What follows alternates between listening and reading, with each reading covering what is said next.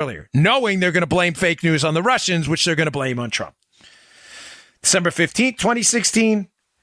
This is where I'm a little confused, and I have to be honest. If there's a source out there who knows something and you're credible, don't email me nonsense. I mean, I'm not trying to be a jerk, but I get a lot of stuff. I can't do speculation. It's not fair to the audience. But if you know something about this doesn't make sense to me, Joe. Mm-hmm. So November 18th, Trump evacuates Trump Tower and his team. They clearly know something's up. They're being spied on. But December 15th, there's another Trump Tower meeting. Flynn's there, Bannon's there, and Jared Kushner. They meet with the United Arab Emirates.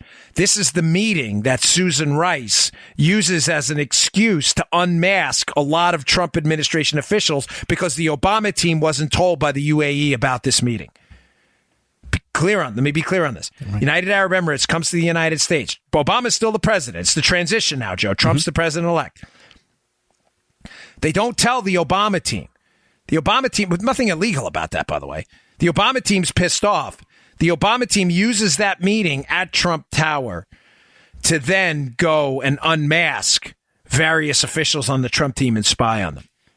Devious little plot. Now, my guess here is the meeting happens at Trump Tower because there aren't like bugs in the wall there, folks. At this point, Trump has some technical security division support from the Secret Service, and it's clear the room would be swept. My guess is at this point, the room is clear and the skiff is set up and they're back at Trump Tower for meetings. Does that make sense, Joe? Yeah. They're relatively comfortable now that they can talk in peace. But the unmaskings around the meeting doesn't necessarily mean the meeting itself was spied on. Okay. But it's still interesting they went back there despite the evacuation. Yeah. All right. Almost done, folks. I'm going to have to wrap up this part of it because I want to fit this in one show. December 29th, 2016. This is critical. Obama issues sanctions against the Russians while Mike Flynn is vacationing in the Dominican Republic, the incoming national security advisor. He's vacationing in the Dominican Republic and does not have access to the complex set of secure communications he would have at home. That's important. People must have known Flynn was in the Dominican Republic. They issue the sanctions knowing what? That the Russians are going to do what, Joe? Call Mike Flynn.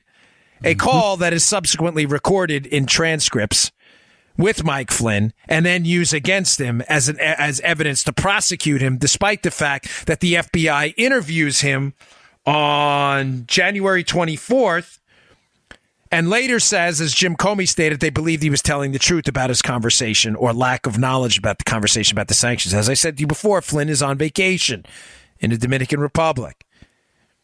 What do people do on vacation?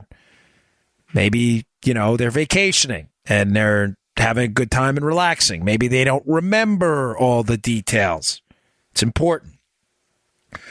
Early January, the FISA warrants renewed against Page. Loretta Lynch, the Attorney General, signs documents formalizing the widespread dissemination of intel within the government, wider than it was before that. Interesting. Right around January 3rd, she does that.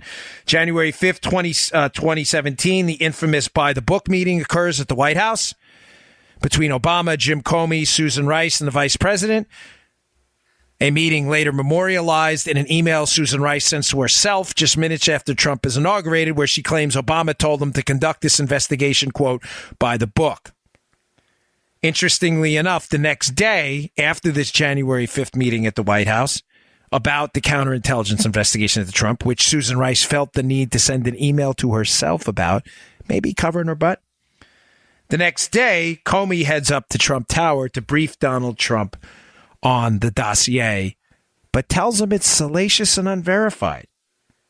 Now, the meeting with Donald Trump about the dossier, which the media knows they can't confirm, Joe, becomes a story in and of itself. Why?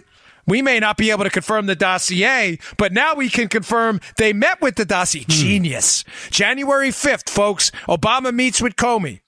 They talk about the investigation. Susan Rice admits it in an email to herself. She also says, hey, Obama told Comey to do everything by the book. The next day, they talk about the dossier in the January 5th meeting.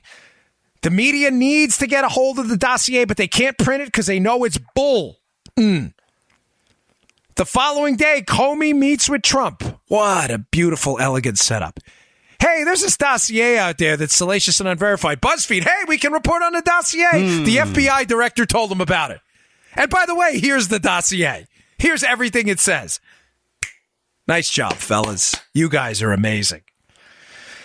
Okay, January 11th, BuzzFeed publishes the story on the dossier just 5 days after Comey meets with them. Amazing how they got a hold of that, huh? January 20th, Trump becomes POTUS, the President of the United States.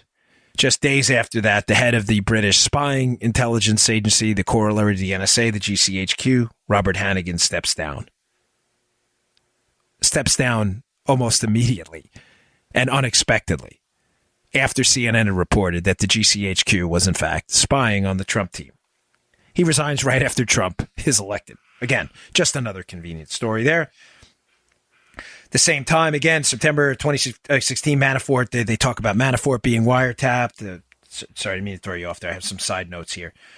Minutes after Trump's elected, Hannigan steps down a few days later, but Susan Rice sends her the email about that meeting on January 5th where they talked about the investigation, where the next day Comey briefs Trump on the dossier, which makes it into the media. January 31st, Sally Yates, Deputy Attorney General, who shielded the National Security Division from oversight by the Inspector General. National Security Division is involved in the spying operation on Trump. Yates is fired by Donald Trump. Andy Weissman, who is now the bulldog for the special counsel, sends Yates an email congratulating her for her work on refusing to enforce Trump's travel ban. Andy Weissman is now the head pit bull on Robert Mueller's special counsel looking into Trump. February 2nd, the House IT Awan scandal breaks about what I told you before, Pakistani brothers who may have had access to DNC emails. May I suggest to you that may have more to do with this story than a Russian hack? Okay, March 2017, Jim Comey briefs Congress on the investigation when questioned by Representative Elise Stefanik about the procedures for notification. Comey says he did not notify congressional overseers because of the basically unique circumstances of the case, how it was a sensitive case. Interesting, because the whole purpose of the FBI briefing congressional oversight committees is to brief them about sensitive investigations. What was Comey hiding? March 22nd, Devin Nunes, right around this time, goes to the White House and sees information that's extremely troubling. He has to wait till after the Trump DNI is appointed, Director of National Intelligence. He goes to the White House, information only contained on computers at the White House. That's important. And he looks at information that troubles him so much, he gives a press conference basically talking about an operation to look into the Trump team. That information was only available at the White House. May 9th, Jim Comey's fired. May 12th, Benjamin Wittes, the same guy who wrote about the insurance policy in the Lawfare blog, who's a friend of Jim Comey, works with a New York Times reporter to leak sensitive Jim Comey memos that were given to him by Jim Comey to start a special counsel investigation into Donald Trump. Just 4 days later, the New York Times actually leaks that and leaks a portion of these memos. May 17th, Bob Mueller is appointed to investigate Donald Trump. The framing operation is now complete. All right, folks, go to Bongino.com. I'll put up the links. You can see the Sharyl Attkisson timeline. You can see the CNN piece. You can see the CNN piece on Manafort spying. I'll put them up there today. Don't miss it. Thanks, folks. See you later. You just heard the Dan Bongino Show.